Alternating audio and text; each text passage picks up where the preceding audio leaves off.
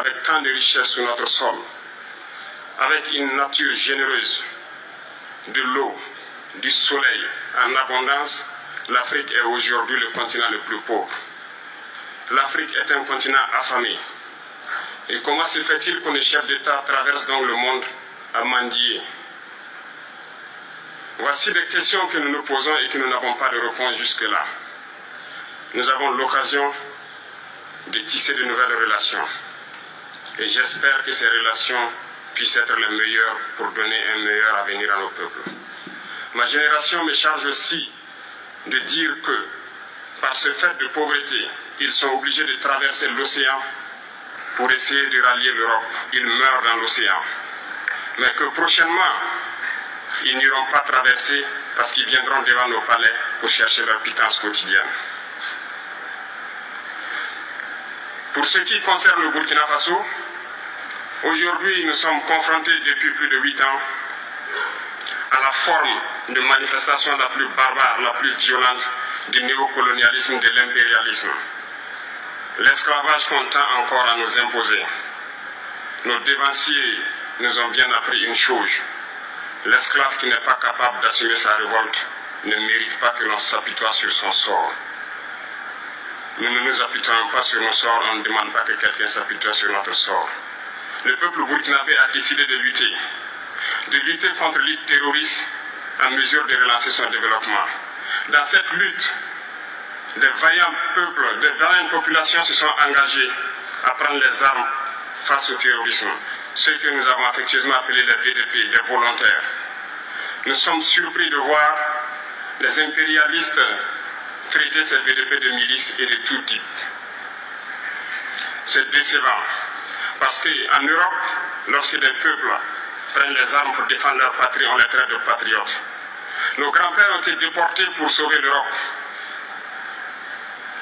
Ce n'était pas avec leur consentement, contre leur gré. Et bien au retour, on se rappelle bien qu'à Tiaroy, lorsqu'ils ont voulu revendiquer leurs droits élémentaires, ils ont été massacrés. Cela ne fait rien donc. Lorsque nous, peuple, nous nous décidions de nous défendre, on nous traite de milices. Mais là n'est pas le problème. Ce qui est le problème, c'est de voir des chefs d'État africains qui n'apportent rien à ces peuples qui se battent, mais qui chantent la même chose que les impérialistes en nous traitant de milices, en nous traitant donc d'hommes qui ne respectent pas les droits de l'homme. De quels droits de l'homme parle-t-on? Nous nous offusquons contre cela et c'est honteux. Il faut que nous, chefs d'État africains, nous arrêtons de nous comporter donc en marionnettes qui dansent à chaque fois que les impérialistes tirent sur les ficelles. Hier, le président Vladimir Poutine a annoncé donc l'envoi de céréales en Afrique. Nous sommes bien contents. Nous lui disons merci pour cela. Mais aussi, c'est un message passé à nos chefs d'État africains. Parce qu'au prochain forum, nous ne devrons pas venir ici sans avoir assuré, pour ceux qui ne connaissent pas la guerre, l'autosuffisance alimentaire de nos peuples. Nous devons prendre l'expérience de ceux qui ont pu déjà atteindre cela en Afrique, tisser de bonnes relations ici et tisser de meilleures relations avec la Fédération de Russie pour pouvoir assouvir les besoins de nos populations. Je ne serai pas peut-être long, le temps est imparti et très court. Nous sommes obligés de nous arrêter à un moment donné. Mais je vais terminer en disant que nous devons donc rendre hommage à nos peuples qui se battent.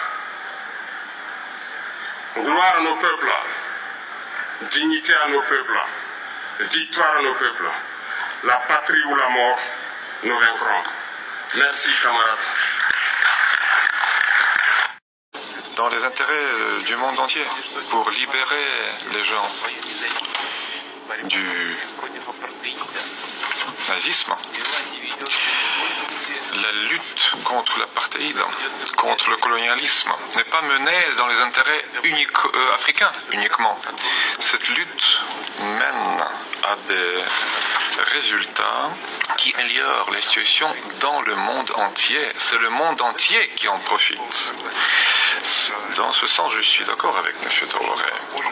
Ça rappelle ce qui s'est passé à l'époque soviétique, la lutte qu'a menée l'Union soviétique, la Russie, s'inscrit dans cette lutte de tous les peuples pour les libertés. Je donne la parole au président de la République du Cameroun, Son Excellence Paul Biya.